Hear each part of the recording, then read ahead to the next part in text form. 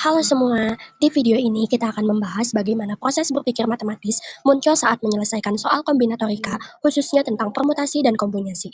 Yuk kita mulai dengan deskripsi kasusnya. Kasus ini diambil dari Jurnal Pendidikan Matematika dengan fokus pada proses berpikir siswa saat menyelesaikan soal kombinasi. Konteks soal adalah lomba martabak dengan pilihan topping. Nah, bayangin kalau kamu ikut lomba membuat martabak. Panitia menyediakan 3 topping, coklat, keju, dan kacang. Kamu boleh memilih minimal 1 topping dan maksimal semua topping. Pertanyaannya, berapa banyak kombinasi topping yang bisa kamu pilih? Nah, penyelesaiannya seperti apa sih? Kita selesaikan dulu dengan 4 tahapan proses berpikir matematis. Yang pertama, mengidentifikasi masalah. Nah, kita tahu kan, 3 topping itu harus memilih minimal 1. Yang kedua, menyusun strategi. Setiap topping bisa dipilih atau tidak. Berarti secara keseluruhan, kombinasi semuanya kemungkinan adalah 2 pangkat 3 sama dengan 8. Tapi karena minimal 1 topping, kita kurangi 1 kombinasi kosong. Jadi, 8 dikurang 1 sama dengan 7 kombinasi valid. Lalu yang ketiga, merefleksi hasil. Mari kita cek. Pilihan topping yang pertama, coklat, keju, kacang. 3 kombinasi. Lalu, pilihan yang kedua, coklat, keju. Atau keju kacang. Atau coklat kacang. 3 kombinasi. Dan pilihan semuanya, coklat, keju, kacang. 1 kombinasi. Totalnya, 3 tambah 3 tambah 1 sama dengan 7 kombinasi. Lalu yang keempat, meyakinkan jawaban dengan mendaftar semua kemungkinan. Kita bisa yakin bahwa jawabannya benar. Ada 7 kombinasi topping yang bisa dipilih.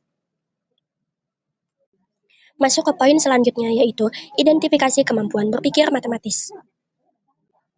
Nah, dari proses tadi, kita bisa melihat nih, kemampuan berpikir matematis yang muncul itu. Pertama, kemampuan koneksi matematis. Siswa berhasil mengubah informasi soal ke model matematika dari narasi sehari-hari jadi daftar kombinasi. Nah, ini menunjukkan keterampilan menghubungkan matematika dengan konteks nyata. Lalu yang kedua, kemampuan komunikasi matematis. Dengan menjelaskan ide matematika melalui simbol, daftar, atau kata-kata, siswa menyampaikan solusi dengan jelas, sesuai dengan pendapat Sumarno dan standar NCTM. Lalu selanjutnya di sini ada kemampuan penalaran matematis. Nah, dalam poin A, indikator, kita membuat dugaan dan menyusunnya dalam argumen logis serta menggunakan strategi logis dalam menyelesaikan masalah. Lalu kita menganalisis. Jadi, siswa menyusun urutan logika dari informasi yang diberikan. Yaitu yang pertama, menentukan banyaknya topping, yang kedua menyusun kemungkinan kombinasi, yang ketiga mengurangi kombinasi yang tidak memenuhi syarat, dan yang keempat menarik kesimpulan jumlah kombinasi yang valid. Nah, kenapa sih soal ini termasuk ke dalam kemampuan penalaran matematis? Nah, di sini ada alasannya. Menurut Sumarno, penalaran matematik tampak saat siswa menggunakan logika deduktif untuk menyelesaikan masalah. Nah, dalam soal ini, siswa harus membuat inferensi dari aturan pemilihan topping untuk membentuk solusi yang benar. Lalu selanjutnya ada rancangan soal HOTS yang memenuhi deskripsi soal, indikator, dan solusi. Nah, yang pertama kita menganalisis soal kemampuan koneksi matematis. Sebuah peta memiliki skala 1:150.000.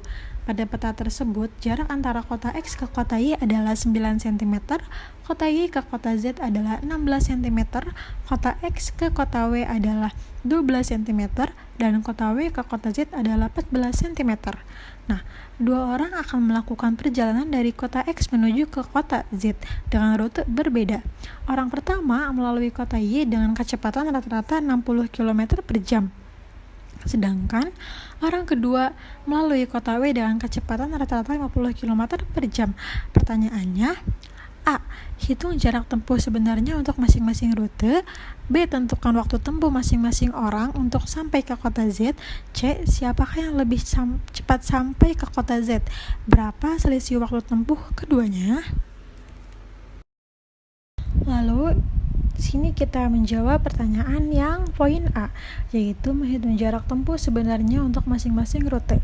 Nah, pada rute pertama, jarak pada peta dari kota X ke kota Y lalu ke kota Z, yaitu 9 cm ditambah 16 cm, sama dengan 25 cm. Nah, jarak sebenarnya berarti 25 cm dikali 150.000 sama dengan 3.750.000 cm, yang berarti 37,5 km. Nah, pada rute kedua, jarak pada peta dari kota X ke kota W lalu ke kota Z sama dengan 12 cm ditambah 14 cm sama dengan 26 cm. Nah, jarak sebenarnya Berarti 26 dikali 150.000 sama dengan 3.900.000 cm, yang berarti 39 km. Lalu di sini kita harus menentukan waktu tempuh masing-masing orang untuk sampai ke kota Z. Nah, orang pertama melalui kota Y dengan kecepatan rata-rata 60 km per jam, sedangkan orang kedua melalui kota W dengan kecepatan rata-rata 50 km per jam. Nah, di sini kita menggunakan rumus T sama dengan S per V, yang dimana T adalah waktu tempuh, S adalah jarak tempuh, dan V adalah kecepatan. Nah, di sini berarti orang pertama yaitu 37,5 km dibagi dengan 60 km per jam sama dengan 0,625 jam, yang berarti 37,5 menit. Lalu yang kedua 39 km dibagi dengan 50 km per jam, yaitu 0,78 jam, yang berarti 46,8 menit. Nah, dalam poin C, siapa sih yang lebih cepat sampai ke kota Z? Nah, yang berarti orang pertama, karena orang pertama itu sampai dengan waktu 37,5 menit. Nah, selisih waktu dari orang kedua ke orang pertama yaitu 46,8 menit dikurangi 37,5 menit sama dengan 9,3 menit. Lalu di sini kita menganalisis. Nah, soal ini termasuk soal berbasis kemampuan koneksi matematis pada indikator, menghubungkan konsep matematika dengan konteks nyata, mengaplikasikan rumus dan konsep matematika dalam pemecahan masalah, lalu yang terakhir ada menghubungkan konsep matematika dengan aspek pengukuran. Nah, alasan soal ini termasuk ke dalam kemampuan koneksi matematis karena mengharuskan siswa untuk menghubungkan konsep matematika berupa skala peta dan perhitungan jarak dengan konteks nyata perjalanan antar kota. Siswa harus mencari tahu waktu tempuh masing-masing orang untuk sampai ke kota Z dengan menggunakan rumus jarak. Lalu, siswa juga dimintai untuk mencari tahu jarak pada peta untuk masing-masing rute. Hal ini menunjukkan kemampuan dalam menerapkan konsep perbandingan dengan konteks nyata perjalanan. Soal HOTS yang ketiga, analisis soal kemampuan penalaran matematis. Soal, di suatu ruangan terdapat 10 kursi yang disusun menjadi 2 baris. Baris pertama terdapat 4 kursi, lalu baris kedua terdapat 6 kursi. Kursi yang diduduki oleh 10 siswa termasuk Rina dan Santi. Misalnya, banyaknya cara untuk 10 siswa menempati tempat duduk. Jika Rina dan Santi duduk di baris kedua adalah B, maka tentukan nilai B per 6 faktorial. Untuk menjawabnya, diberikan solusi seperti berikut. Pilih kursi untuk Rina dan Santi di baris kedua. Dengan keterangan baris kedua ada 6 kursi, lalu pilih 2 kursi dari 6 untuk Rina dan Santi. Rina dan Santi bisa saling tukar tempat. Maka 2 faktorial sama dengan 2 dikali 1 sama dengan 2. Jadi, cara menempatkan Rina dan Santi di baris kedua yaitu 6 faktorial per 2 faktorial, 6 dikurang 2 faktorial, sama dengan 6 dikali 5 per 2 dikali 1, atau sama dengan hasilnya 15. Maka, cara menentukan Rina dan Santi di baris kedua yaitu 15 dikali 2 sama dengan 30. Lalu tempatkan 8 siswa lainnya di kursi tersisa. Sisa kursinya yaitu 10 dikurang 2 sama dengan 8 kursi.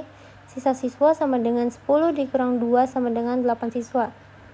Jadi 8 siswa ini bisa menempati di 8 kursi mana saja. Lalu kita hitung total cara bagian B. Maka B sama dengan 30 cara dikali 8 faktorial. Menghitung nilai B per 6 faktorial, maka 8 faktorial sama dengan 8 dikali 7 dikali 6 faktorial. Jadi, B per 6 faktorial sama dengan 30 dikali 8 faktorial per 6 faktorial. Sama dengan 30 dikali 8 dikali 7 dikali 6 faktorial per 6 faktorial sama dengan 1680. Jadi, nilai B per 6 faktorial adalah 1680. Lalu kita analisis soal tersebut.